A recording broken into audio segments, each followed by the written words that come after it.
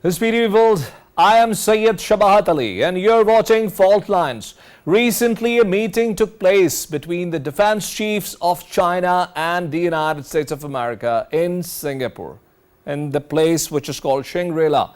It is very pertinent and important to note that as the situation is getting worsened between the two sides with the developments of their aggressive naval postures against each other, these talks were very significant and important. And let me remind you that recently in April 2024, Antony Blinken had also had an official visit of China where he met President Xi Jinping and his counterpart in China as well. But what exactly is happening behind the curtain? Why situation has become such a hot pot of geopolitics, and what is happening between these two rivals, who have crossed horns with each other over such a long period of time. To talk about this very pertinent subject, I've invited Shakil Ahmed Ramesab, who's an expert of Chinese affairs and his guest in the studio. Ramesab, I welcome you to the show.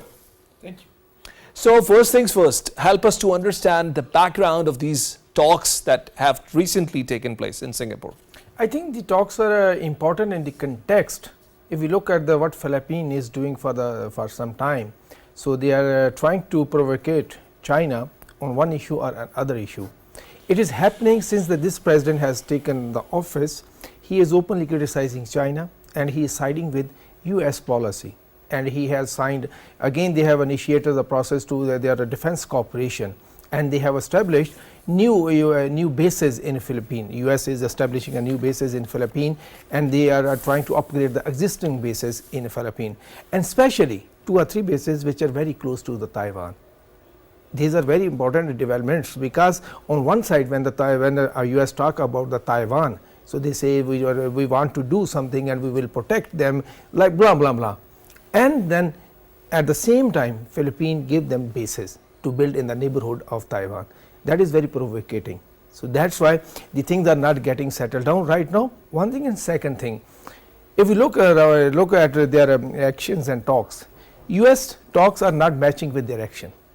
When they talk about the meeting is constructive, positive, and we are helping and we're trying to re-establish the communication and other things, but simultaneously they are pitching different actors and they're trying to encircle China. South China Sea is the one problem. And I was about to get to this point because as you say, both the nations are in the talk process, but there is so many things happening which make us believe that these talks perhaps are not wholeheartedly made from the US's side. And one of my personal observations was that when we talk about the southern Chinese Ocean, things have been escalating for last several years. We have seen one alliance being shored up after another one, and the developments of the naval bases that you have, of the naval presence that you have just pointed out. Look, it is from 2011 when the Obama administration was there, when they came up with the idea of the Pivotal Asia policy. So they started to focus on South China Sea as a potential place where they can engage China in a hot conflict. They perceive it is important or it is essential to check the peaceful rise of China, and they are putting in place different alliances from their own world. If you look around, one is this Philippines, and other one is on the other side. One side is the South China Sea, on the other side East China Sea.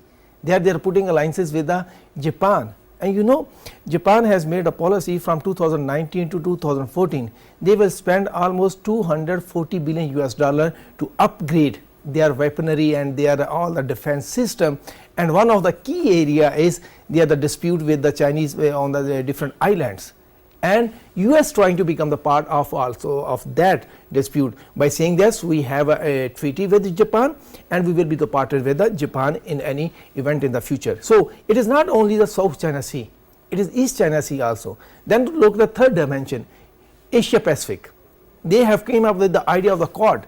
So Quad initially it was, although it was established just for after tsunami, just to put in the place a different mechanism to counter these disasters, but later on systematically and step by step they developed it to an anti-China forum, so anti-China alliance. So in these all actions, when you are putting all these actions on the ground, you are trying to encircle China, and you are also trying to entangle China in the Ukraine and Russia crisis. So then how you can say your talks can be successful? Because your talks. But Ramesh, what have been actually the fate of these alliances? Because from where we are seeing it, this looks mere optics. It's a lot of defense budget being expensed, but yet you don't see a tangible thing coming on ground. No country has tried to actually create problems for China, perhaps. There is a one point which I think we need to understand. It's a Chinese policy. They are very patient. They are trying to show the maximum patience. And US is trying to create or engage China in the conflict for the long time. It is not only South China Sea or the East China Sea. If you look around in the late 90s, then the incident of the pilot, they crossed their border. So then Hong Kong issue. So then there is a Xinjiang issue. Then there is Tibet. So they are trying to engage China in the conflict at different names. For example, if you look at the Xinjiang, they are using the Xinjiang shield just to antagonize Muslim countries, because they understand China is creating new alliances and strengthening the existing partnership with Muslim countries, like Arab-China summit in yesterday, it concluded yesterday, and then Pakistani Prime Minister is going to China. So they are using the Xinjiang to create a wedge between China and the Muslim countries. If they care about the human rights, why they are silent on the Gaza, where the thousands of the Muslims has been killed, even children, they are not leaving the children. The children are starving there. So where is the human right? And where, leave alone the Muslims, where is the human rights? They are not even taking care of the lives. So they are trying to create a web of chaos in the surrounding of China, but China is showing the patience. China is not becoming emotional, but definitely there would be a limit to that patience. Let me point out towards India, that has been a very important and pertinent member of the Quad Alliance, that have been showed up against the Chinese, as you have pointed out yourself, and at the same time is a member of BRICS, which stands with the Chinese, the nations that are standing with China. SCO also. And SCO also. How do you see this? Because this looks to be two different poles. Chinese are being militarily and diplomatically engaged at the same time. Actually, India want to show that they are pursuing very independent policy. On one hand, they are very close to US, and on the other hand, they want to become the champion of the South, global South, which is not possible. And the global South have shown them they are not the champion, or they are not the leader of the global South. They were dreaming the place like they had in the time of the Nehru. So they wanted to repeat that period. They wanted to look like a leader of the global South. That's why they become part of the BRICS, they become part of the SCO. But again, like US, their talks are not matching their actions. Because when we come on the Asia Pacific and the Quad, they are actually pursuing the hard policy against China. But my intention was to understand, how does China look into India? Are they looking towards India as a rival, as a military power that is trying to frighten them? There is no rivalry. The reason is that there is no match between India and China. China is too big. For rivalry, you need to be somehow the comparable size. Like we can talk about China and US, they are the rivals. They are strategic rivals. But China and India, they have no comparison. So they are dreaming, they are posturing, they are very big economy, very big player, but they are not. Even whenever the US wants, they put the ban on different things for them, and even in the case of the visas. So it is, they are trying to, what I am saying, they are trying to posture, they are very big players. Actually it is not. If you look at their different indicators of development or the security, for example, leave alone the development at this point of time. Look at their security. What is their production level, defense production system?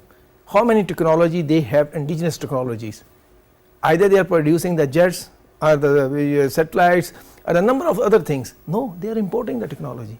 By importing, you cannot become a great power. On the other hand, China, they have making everything themselves.